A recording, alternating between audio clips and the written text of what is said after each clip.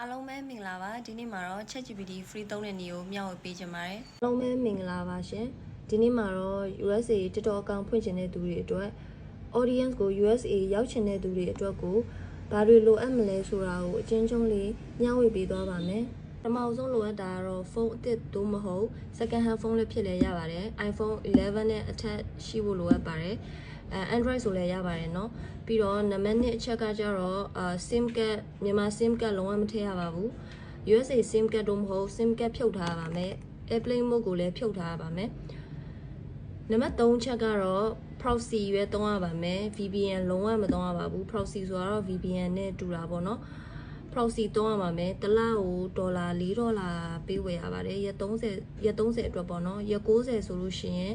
$11ဝန်းကျင်လောက်တော့ကျပါမယ်ပြီးရင်ဒီဖုန်းထဲမှာဖုန်းထဲက setting တွေအကုန်လုံးကို USA အချိန်တွေရက်စွဲတွေအကုန်လုံး USA ဖြစ်နေရပါမယ်တော့ proxy ဝယ်ပြီးတော့ဒီ Potato ဆိုတဲ့app လေးကို down ပြီးတော့သုံးရမှာဖြစ်ပါတယ်ပြီးတော့ရဲ့ IP address က USA ဆိုတာတေချာသွားပြီဆိုလို့ရှိရင် TikTok account စဖွင့်လို့ရပါပြီเนาะအခုကျွန်မသုံးနေတဲ့ TikTok account ဖြစ်ပါတယ်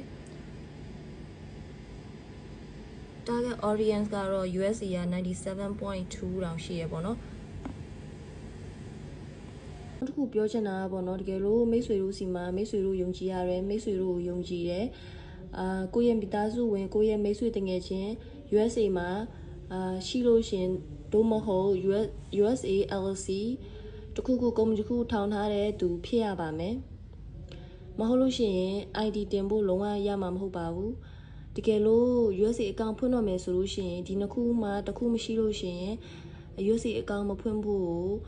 အကြံပေးလိုက်ပါတယ်ကျေးဇူးတင်ပါတယ်